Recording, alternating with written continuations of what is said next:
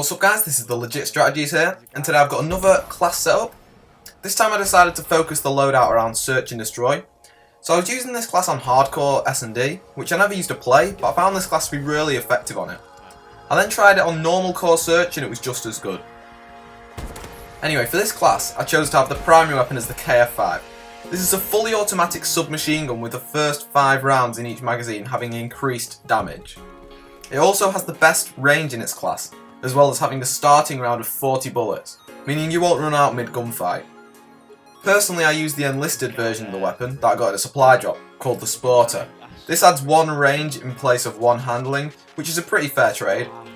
As the attachments to the class, I added a suppressor and foregrip. The suppressor comes in really useful on Search, just so that you don't come up on the radar and can keep going undetected.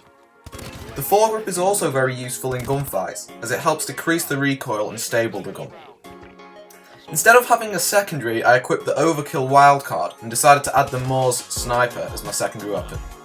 This is a bolt-action railgun and is the best in its class for handling, which helps to quickly get into position to snipe across map from spawn.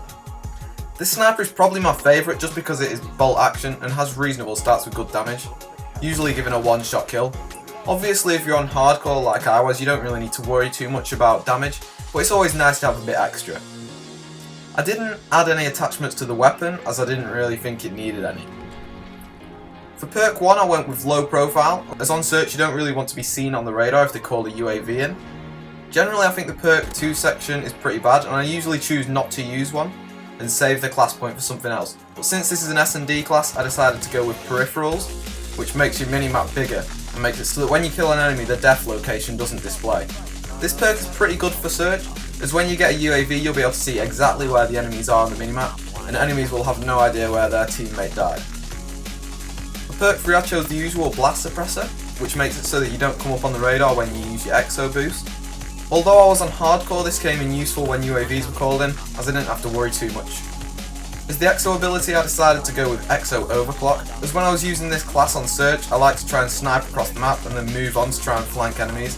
So I was tending to sprint to position using the ability and then turned it off once I was there so that I could snipe across the map, and then save the rest for quickly flanking with a KF5. For the EXO launcher you can go for whatever you want really. I decided to use frags because they're quite overpowered on hardcore as you die very quickly. But yeah, I'll leave that up to you.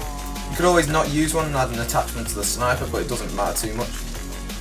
For the streaks I chose ones that were earned easiest, as on Search you don't really build too much of a big streak. So I went for UAV to help identify enemies, Care Package to try and get a lucky streak, and Warbird. However, if you don't think you'll be able to earn the Warbird, feel free to swap it out for something else. Anyway, I would definitely recommend giving this class a go. It was designed around hardcore Search, but it does work just as well on core. So thanks for watching the video guys, I hope you've enjoyed, and make sure to leave a like if you have, and don't forget to subscribe for more class setups like this.